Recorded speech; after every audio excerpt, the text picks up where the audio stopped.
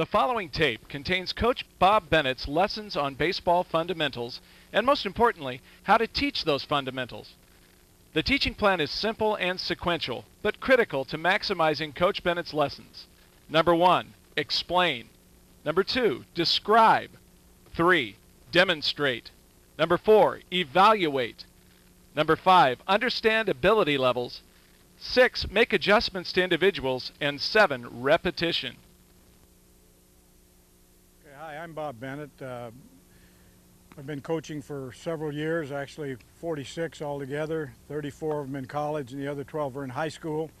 So I've been around a little bit as far as coaching different levels of players and had the opportunity to coach with a lot of young players when we were doing camps and clinics.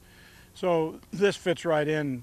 I'm glad that Coach's Choice has chosen to do a youth series, and I'm glad that they've selected me to do it. Today we're going to do a video, instructional video on outfield play. Let's talk about the importance of defensive outfielders. They're invaluable to a ball club. They do a lot more than just catch fly balls. They're the last line of our defense, and good outfielders are critical to the running game. They stop the opponent's running game in its tracks, along with the catcher and the pitcher. They're just as valuable. Because if the opposition starts taking extra bases on the outfielder, the runs scored against your ball club starts to add up. They also minimize the number of extra base hits. If you're missing a good center fielder or the strength of a right fielder's arm, you start to see a lot of extra things happening against your ball club defensively. So outfielders are important to our club. We need to spend a lot of time with them daily. They need daily attention. Getting a good jump on the ball is important. Improving footwork is important.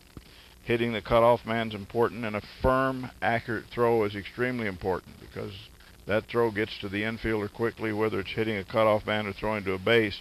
But it's important. So all these things we're working on in this video are little fundamentals that need to be attended to daily.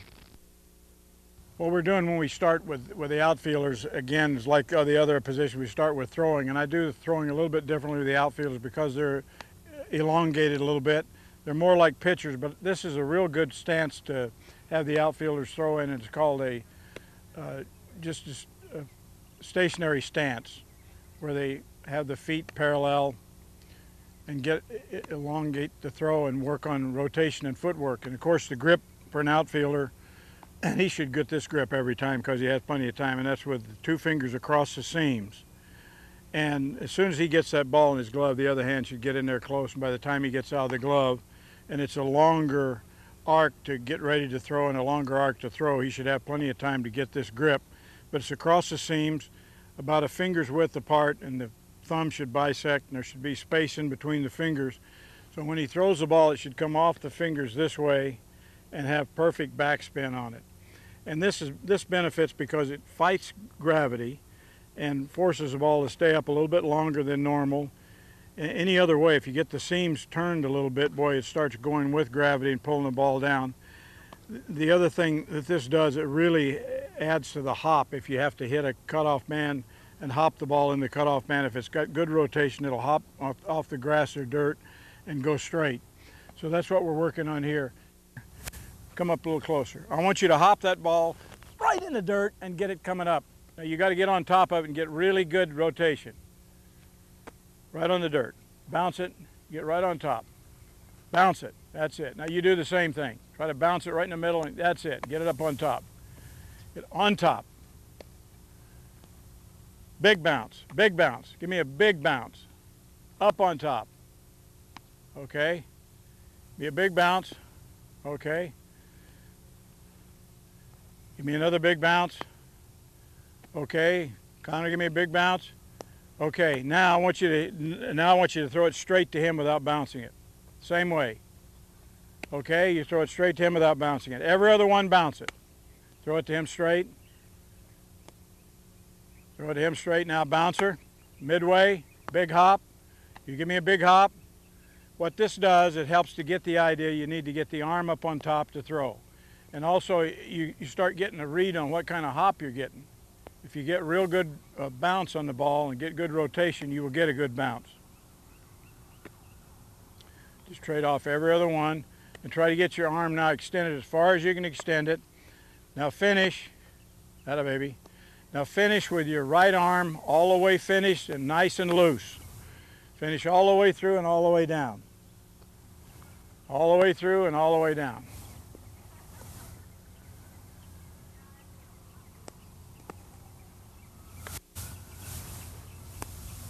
That's good. Good four-seam rotation.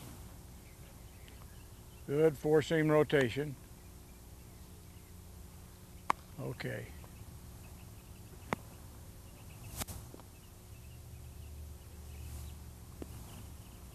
Now, as soon as you can, you try to draw back a little bit more. Now try to hit it in the middle with a hop right in the middle.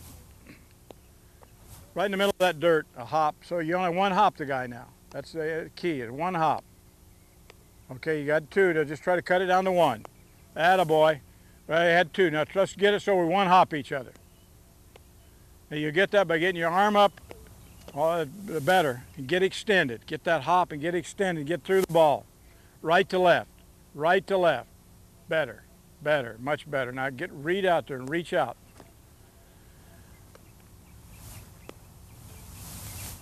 Here you go, Connor. Reach out. Good backspin. Give me a good hop. Give me good follow through. All right, now what we do now, I want you to step and throw. This time you can actually step into the throw it, one hop it, and then finish 1, 2 right to the target. I want you to take a step at the target. Make sure you step in this direction here. Throw, and after you throw, take 2 steps in the direction you've just thrown the ball, and make sure you're finishing with your arm. Now I want one hop, one big hop, and you can walk into it and throw. Walk into it, 1, 2, 3. Don't short hop him now. Big hop, and walk into it. Big hop and walk into it, 1, 2. Now let the throw and the walk after it be part of it. I mean, I'm really popping that thing and I want to finish, and I want to use a little bit of push off. Push off, and then let that thing just run right after the ball. I said 2 steps, it could be 3, but make sure you're going in that direction. 1, 2, good. Step, 1, 2. See, you went off to the left a little bit. I want to go exactly straight out into the target area. 1, 2, good. 1, 2.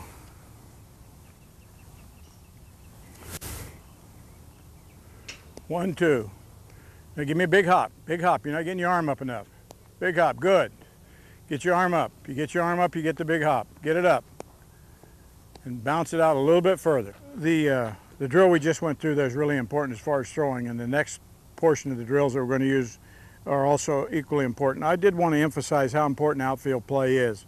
So many times we assume that all the kids do is just stand in the outfield, but that's the last line of defense, and it really pays off to have somebody who can cover the outfield defensively. And all you have to do is miss a good center fielder 1 year and you realize how much importance you should place on outfield play. So every practice there should be a lot of fly balls and a lot of work done with outfielders, because it will pay dividends in the end. First of all, I wanted to demonstrate the preliminary motion of an outfielder. An outfielder is a little bit different than the infielder. We advocate an outfielder take 2.5 steps. So would you guys get in a position, your ready position, and just assume that I'm going to hit the fungo. When I throw the ball up, I want you to take 2.5 steps, 1, 2, and time it so that the ball's being hit just as you take the last step. So if I get back in here and I throw the ball up in here, boom, boom, and as I come down, you do that. So kind of time that when I start hitting fly balls to you. You're just going to time it so you start about right now so you can time that thing. Boom, as I hit the ball, you start reading. If my hands are this way, you're leaning that way. If my hands are that way, you're leaning that way. So that's the preliminary motion, and that's really important in every pitch. If there's 130 pitches thrown 130 times, boom, you come into that position. That's what gets you a good read. When this ball is going from the pitcher to the catcher, you're getting information. And if you're timing it, you're getting information saying, there it is, it's going this way. Now, if it's coming this way to the batter, and you say, okay, I'm leaning now where the ball is going to go that way, and you see the inside out swing, you just head out that way. It's going that way. And if you see the ball coming inside and you see this guy turn on it, now tie that together with the information you already have about the player. You know the guy pulls everything. He's one of those guys, an early swinger. Well, you're already flirting with going that way anyway, aren't you? No matter where the pitch is. Then the final part of it is you see the pitch right down the middle and you see him start his early swing. You're gone. You're already over there and getting the ball. So that's the first thing we're doing. The second thing we want to do is make sure that either off of a ground ball or a fly ball, we get good footwork and get in a good throwing position.